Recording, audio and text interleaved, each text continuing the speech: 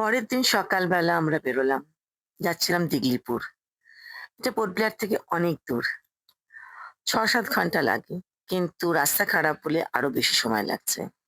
ছোট গাড়িতে আমরা গেলাম না, বাসে করে গেলাম। তার কারণ হচ্ছে রাস্তা খারাপ। But journey was terrific.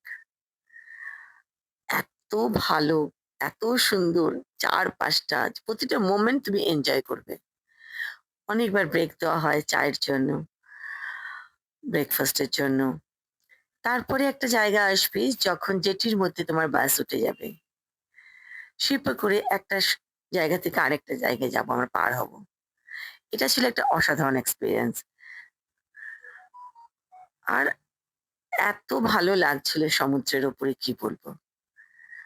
তারপরে যে উল্টো দিকের পাড়টাতে গিয়ে আবার জঙ্গলের মধ্যে দিয়ে গাড়ি যাবে। আমরা যখন উল্টো দিকে পৌঁছে গেলাম তখন ওখানে আমাদের বাস তখন এসে পৌঁছয়নি। ওখানে অনেক সুন্দর সুন্দর সব খাবারের স্টল ছিল।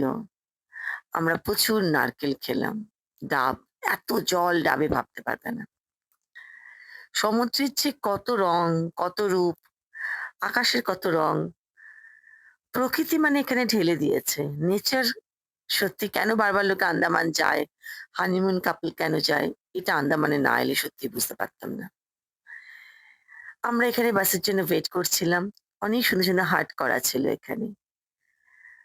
আমরা প্রচুর ডাব টাব খেয়ে এবার এখানে এসে বসেছিলাম, বসে আড্ডা দিচ্ছিলাম। এত রিল্যাক্স ছিলাম আমরা, কারণ এভরিথিং সমস্ত কিছু অ্যারেঞ্জ করে দিয়েছিলেন স্যার। আমরা পৌঁছে গেছি দিগলিপুর। আমরা চলে এসেছি গেস্ট হাউসে। অসম্ভব ভালো ডিনার রেডি ছিল। ডিনার করে বারান্দায় বারান্দায় বসে আড্ডা মেরে অনেকটা সময় কাটালাম। পরের দিন ভোরবেলা আমাদের বেরোনো। আমাদের একটা কোনো সারপ্রাইজ দেওয়ার জন্য একটা কোনো আইল্যান্ডে নিয়ে যাওয়া হচ্ছে যেখানে থাকবে আমাদের পিকনিক করার ব্যবস্থা। এটা হচ্ছে দেখো পুরো গেস্ট হাউস, স্যারের বাড়ি, এই যে স্যারের গাড়ি, দুটো গাড়ি সবসময় আমাদের সঙ্গে। পুরো ভিআইপি ট্রিটমেন্ট।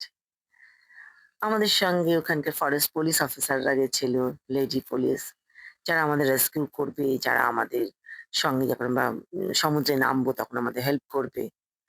এভরিথিং মানে এত সুন্দর করে অ্যারেঞ্জমেন্ট ছিল। মাঝে মাঝে মনে হচ্ছিল সত্যি ঈশ্বর এত রেখেছে আমার জন্য। আমি তো ভাবতেও কল্পনাও করতে পারিনি আন্দামানে যাব এইরকম ব্যবস্থা।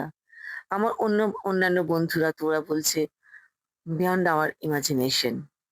এরকমও কোনো মানুষ করতে পারে? সাক্ষাৎ ভগবানকে দেখছি। আমরা বোটের মধ্যে মাছ ধরলাম, ফিশিং করলাম, টুনা মাছ পেলাম কতগুলো, আরও বড় বড় মাছ। সেই মাছগুলো ভাজা হলো, হয়ে খাওয়া হলো। অদ্ভুত অদ্ভুত সব এক্সপিরিয়েন্স, অদ্ভুত অদ্ভুত সব সাসপেন্স, অদ্ভুত অদ্ভুত সব সারপ্রাইজেস স্যার রেডি করে রেখেছিল। ভয় তো লাগছিল সাগরের মধ্যে, সমুদ্রের মধ্যে। প্রথমে আমরা সবাই খুব ভয় পাচ্ছিলাম সমুদ্রে। আমি একটু ভয় কম পাচ্ছিলাম, অনিতা সব থেকে বেশি। রন্টিও ভয় পাচ্ছিল, আমি আর গীতা কিন্তু কুল ছিলাম। আমি কিন্তু আম জলে খুব একটা কিন্তু স্বাচ্ছন্দ্য থাকি না। তার জন্য স্কুবা রাইড টাইড করার দিকেও আমি যাই না, বা আমরা যাবো না ঠিক করেছিলাম।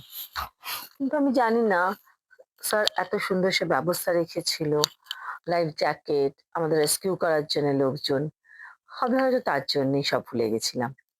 দেখো আমরা লাইফ জ্যাকেটও পরে নিয়েছিলাম, কারণ এই সময়টা একদম সমুদ্রের মাঝখানে খুব বড় বড় ঢেউ দিচ্ছিল। অনিতা তো পুরো শক্ত হয়ে বসেছিল, ওকে অনেক হাসাবার চেষ্টা করছিলাম কিন্তু হাসছিল না। পুরো নীল রঙের জল, তার মধ্যে চলছে মাছ ধরা। কত মাছ আমরা সেদিনকে ধরেছি জানো না, আমরা মানে ফরেস্টের লোকজনেরা। এইরকম সমুদ্র আমি দেখিনি, আমি অনেক সমুদ্র দেখেছি। এই এক অন্য সমুদ্র। সমুদ্রের মাঝখানে আমি নৌকোয় চড়ে, এ এক অদ্ভুত রোমাঞ্চকর অভিজ্ঞতা। এখানে আমাদের সমস্ত পিকনিকের ব্যবস্থা হচ্ছিল দেখো। আমরা মাটিতে বসবো তার জন্য সমস্ত পাতা পাতা হয়ে গেছে, চেয়ার নিয়ে আসা হয়েছে, আমাদের জন্য ওয়াইনের গ্লাস নিয়ে আসা হয়েছে, কিন্তু দুর্ভাগ্যবশত আমরা কেউ খাই না। আমি তাও একটুখানি চেষ্টা করেছিলাম, বাট আমি খেয়েছিলাম, বাট এরা কেউ খায় না। প্রচুর ডাব আনা হয়েছিল। তারপরে আমাদের আইল্যান্ডে, এটা হচ্ছে টেবিল আইল্যান্ড। এই আইল্যান্ডে জনমানব শূন্য, ভার্জিন আইল্যান্ড। একটা কুকুর শুধু ছিল। আর সে আমাদের জন্য যেন অপেক্ষা করছিল এরকম মনে হচ্ছিল। আমাদের ছেড়ে দিয়ে আমরা ৪ জন বন্ধু-বান্ধবী, তার সঙ্গে পুলিশ অফিসার লেডি। এ আবার ভীষণ ভালো রেস্কিউও করতে পারে। প্রচন্ড তার জল নিয়ে অভিজ্ঞতা। আমাদের ছেড়ে দিয়ে চলে গেল ডিঙি আরেকটা আইল্যান্ডে, যেখানে আমাদের পিকনিক হবে। আর আমরা এখানে ছিলাম এই কজনই। প্রকৃতির কোলে আমরা নিজেদের পুরো সঁপে দিয়েছিলাম। এত মজা করেছি বলে বোঝাতে পারবো না। তেমনি সুন্দর ছিল ওয়েদার। একদম ঝকঝক করছে স্কাই। এত রোদ ছিল যে ছবিও ভালো করে উঠছিল না। আর আমি চেষ্টা করছিলাম মাটির বুকে লিখে রাখতে, I love port Blair, I love Andaman. আমার বালি দিয়ে লিখতে খুব ভালো লাগে। আমি সত্যিই ভাবিনি এত সুন্দর আমাদের ট্রিপটা হবে।